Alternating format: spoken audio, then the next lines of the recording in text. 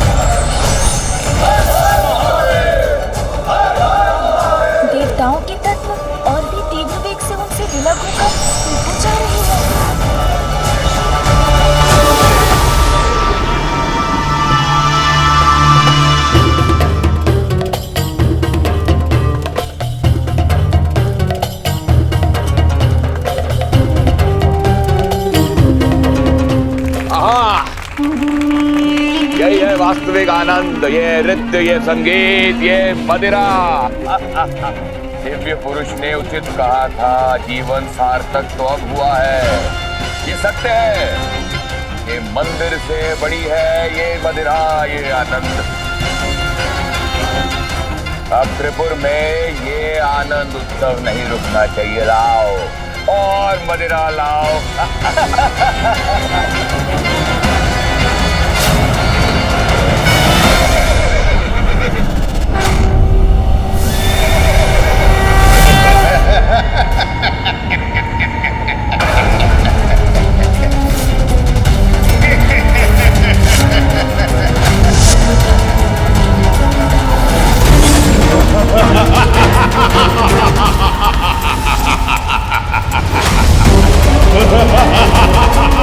भ्राताश्री, ये काली छाया कैसी है जो त्रिपुर को ग्रसने का दुस्साहस कर रही है?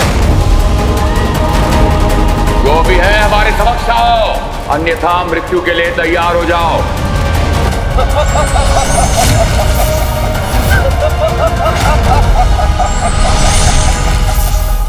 राहु,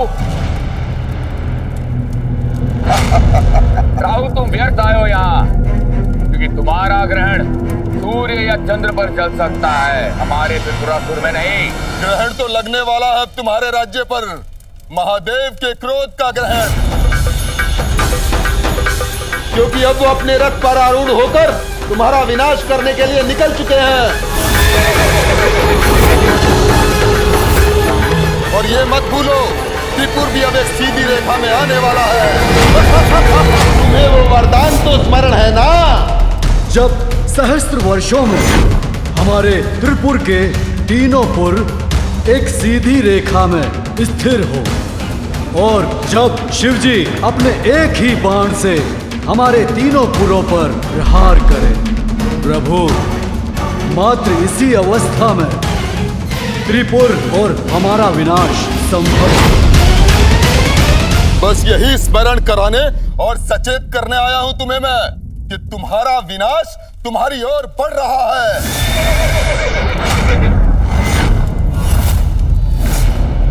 इसलिए मेरे प्रिय असुरों, यदि किसी उपाय से अपनी रक्षा कर सकते हो तो कर लो, क्योंकि बहुत कम समय शेष है तुम्हारे पास।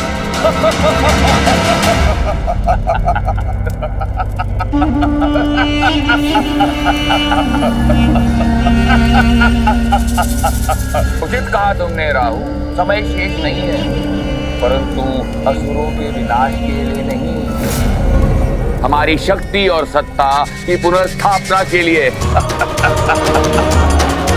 गुरु शुक्राचार्य और त्रिपुर राज्य के स्वप्न को पूरा करने के लिए है।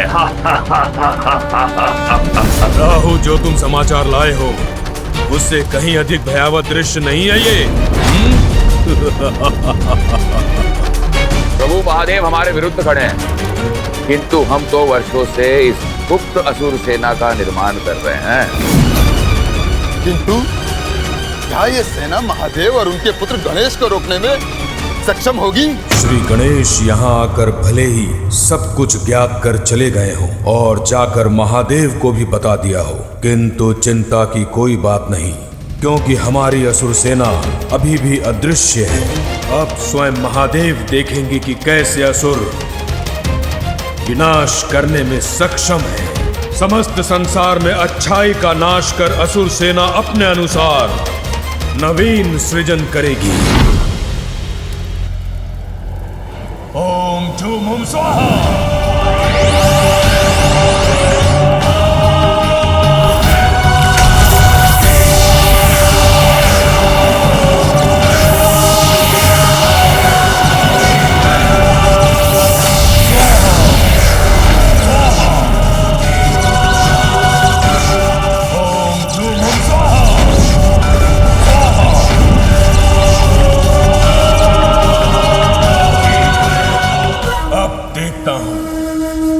हमारी असुरी सेना से संसार की रक्षा कौन करता है?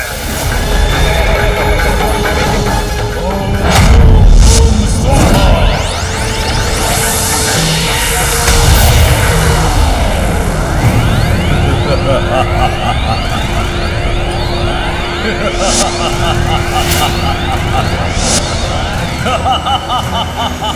अब हमारी असुर सेना जीवित होने के लिए तत्पर है। सफल हो गया मैं। पूर्ण हुआ यज्ञ। अब मुझे इस यज्ञ की अग्नि को और प्रज्वलित करने की कोई आवश्यकता नहीं, और ना ही तत्वों की ऊर्जा चाहिए मुझे। तुम्हारे एक आदेश पर यह सेना विनाश करने को तत्पर हो जाएगी। मैंने अपना कार्य कर दिया। अब तुम त्रिपुरासुर अपना कर्तव्य निभाओ। हर हर महादेव।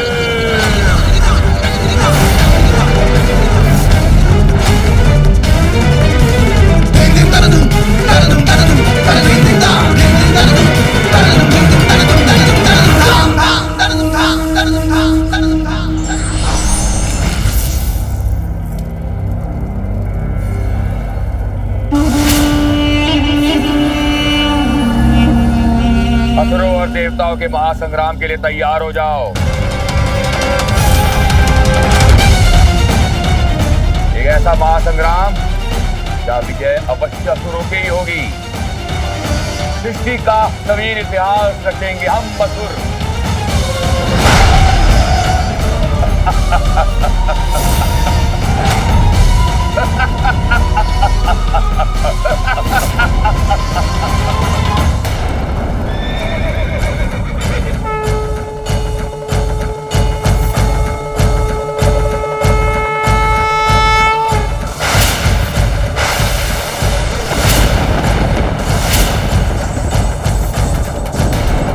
हमारा विनाश करने बढ़ रहे हैं, किंतु हम भी उनके बाण का उचित उत्तर देंगे। हमारे महाअसुर बाण से, हमारे महाअसुर बाण से। त्रिपुर असुर योद्धा उठो और भयानक सर्वनाशक बाण की आकृति लेकर नष्ट भ्रष्ट कर दो उस बाण को जो बाण ही नहीं है, उस धनुष को जो धनुष नहीं है, उस रथ को जो रथ ही नहीं है।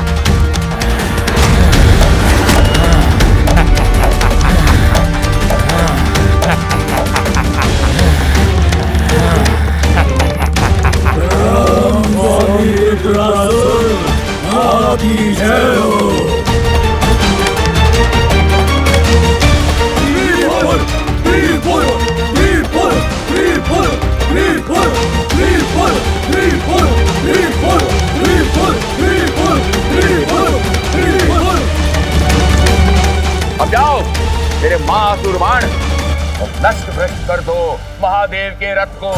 जाओ।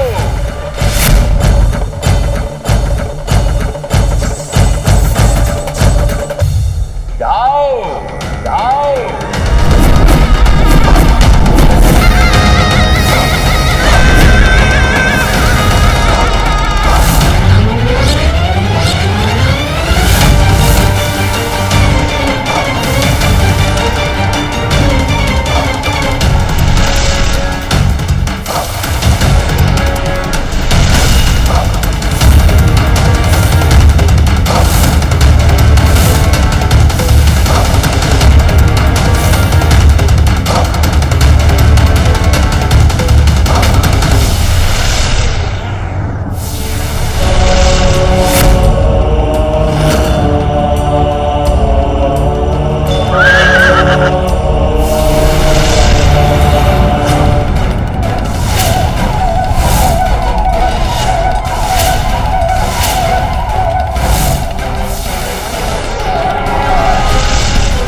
प्रभु महादेव के रथ पर असुरी शक्ति का महाबाण चलाकर इन ढोंगी असुरों ने अपनी धृष्टता का परिचय तो दे ही थी।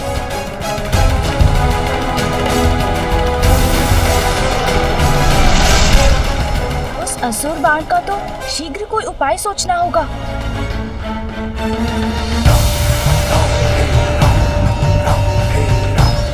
प्रभु महादेव, ये असुर बाण हमारी ओर तीव्र गति से आ रहा है और आप विष्णु बाण मात्र एक बार ही प्रयोग कर सकते हैं और साधे हुए बाण को हटाकर दूसरा बाण लगाना अधार्मिक होगा। अपनी रक्षा के लिए त्रिपुरासुर ने ऐसा उपाय किया है जिससे हम सब फंस गए हैं।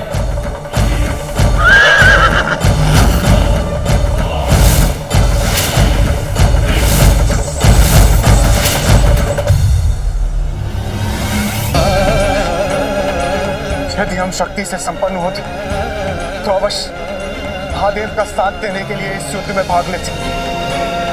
हम क्या करेंगे महादेव, क्या करेंगे?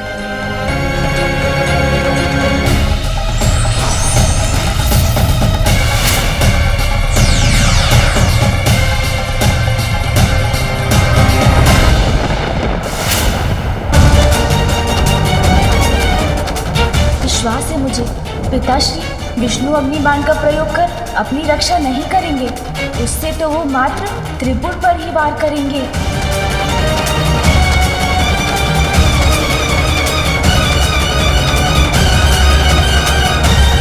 मुझे अभी कुछ करना होगा।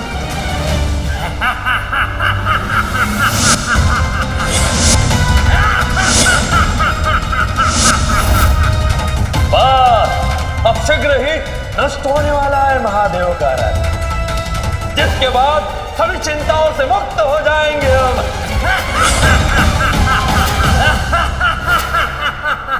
माँ, मुझे पिताश्री की सहायता करने जाने की अनुमति दीजिए।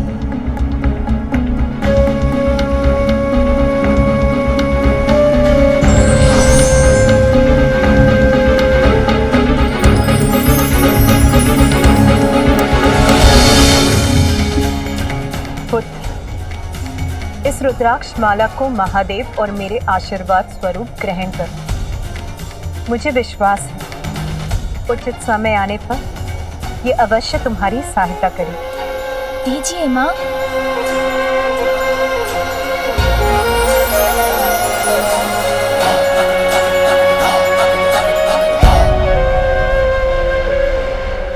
प्रणाम माँ।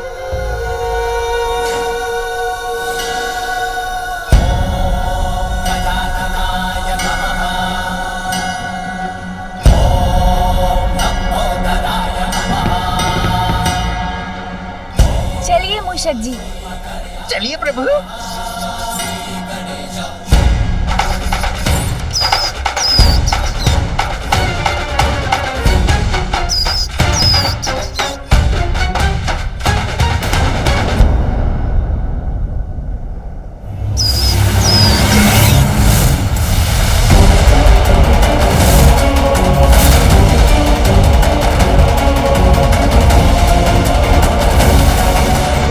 असुर बाण को मैं त्रिपुर को ध्वस्त करने के अपने लक्ष्य को परिवर्तित नहीं करने दूंगा। जब तक त्रिपुर एक सीधी रेखा में ना आ जाए, मुझे विष्णु बाण को इसी प्रकार यथास्थित रखना होगा। कहीं त्रिपुर के सीधी रेखा में आने के पूर्व ही ये असुर बाण हमारे इस रथ से टकरा गया तो सर्वनाश हो जाएगा।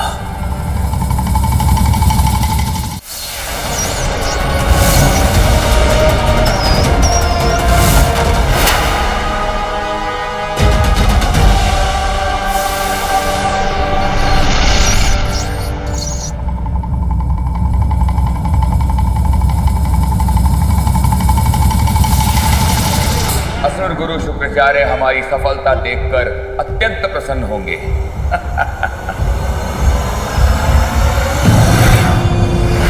सुरक्षित रहेंगे त्रिपुर, नाश होगा महादेव के रथ का और प्रारंभ होगा कभी ना नष्ट होने वाला असुर साम्राज्य। मैं सफल हुआ।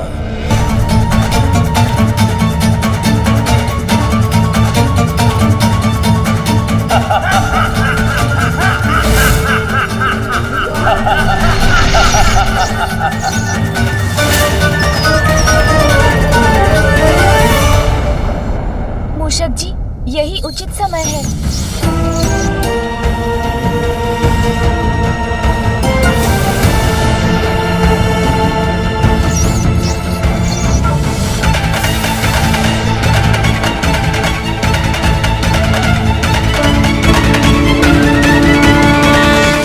समय के रहते श्री गणेश जी वहां पहुंच भी गए तो वो विशाल काया असुर अस्त्र का सामना कैसे करेगी? सत्य वचन। अपने पिता की सुरक्षा हेतु कहीं गजानन स्वयं को अति विशेष संकट में तो नहीं डाल रहे? ऐसा संकट जिससे निकलना स्वयं के लिए असंभव हो? नारायण नारायण।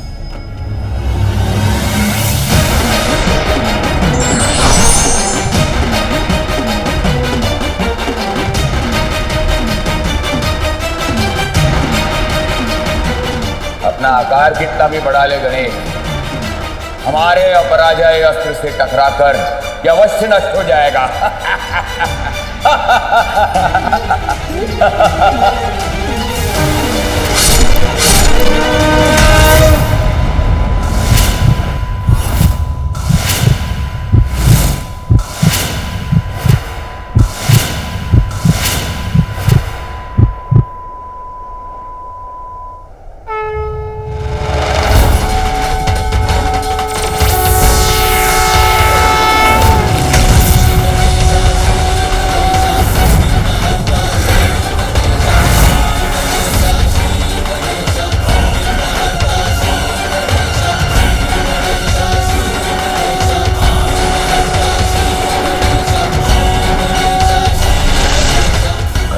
बाण ऐसे झेल लिया जैसे कुछ हुआ ही ना। अब क्या करूं? विघ्नहर्ता श्री गणेश की, विघ्नहर्ता गणेश की, विघ्नहर्ता गणेश की, विघ्नहर्ता गणेश की, विघ्नहर्ता गणेश की।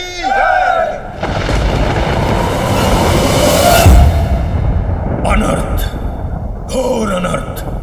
गणेश ने तो मेरा ये प्रयास भी विफल कर दिया।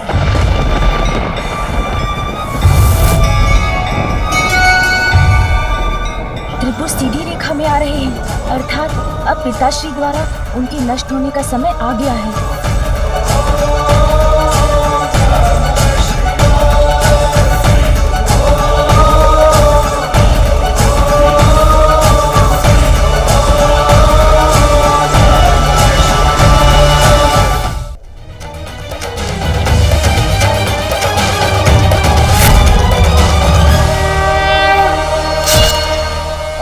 अभी समाप्त नहीं हुआ शिवपुत्र गणेश, तेरी अजय असुर सेना शेष है अभी। एक ओर का वार तो तुमने रोक लिया, परंतु जब सारी दिशाओं से घेर कर तुम पर आक्रमण होगा तो तुम इस आक्रमण को रोक नहीं पाओगे। महादेव का रथ नष्ट होकर ही रहेगा।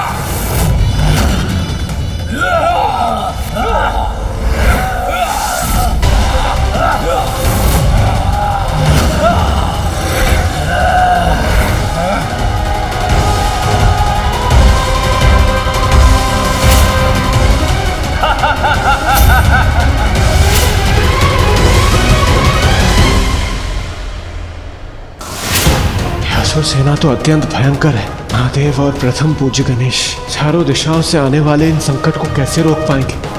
देखो देखो कैसी अनंत सेना है ये, इसका तुम कुछ नहीं बिगाड़ सकते।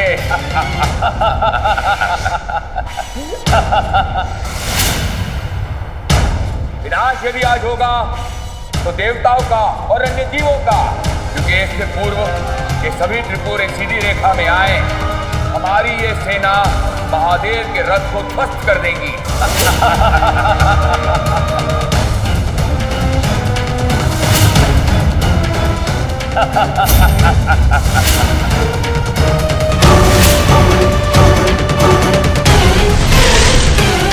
सत्य एकाकी भी हो तो भी सोचों पर भारी पड़ता है।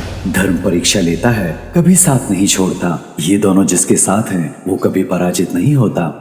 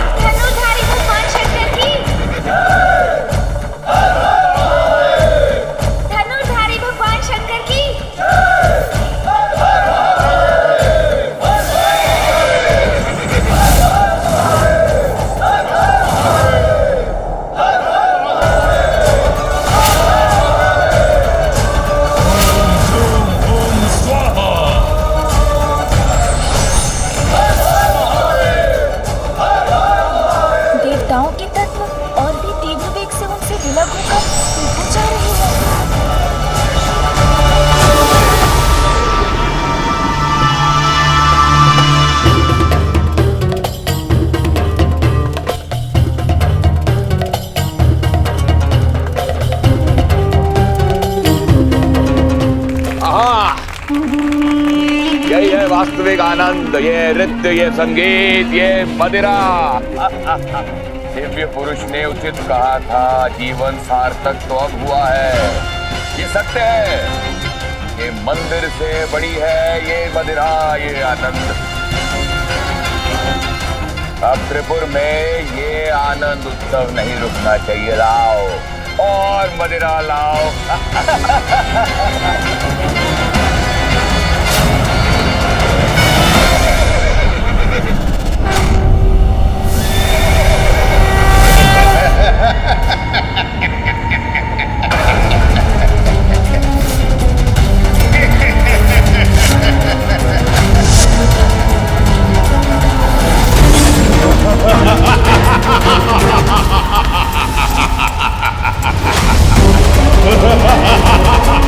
भ्राताश्री, ये काली छाया कैसी है जो त्रिपुर को ग्रसने का दुस्साहस कर रही है?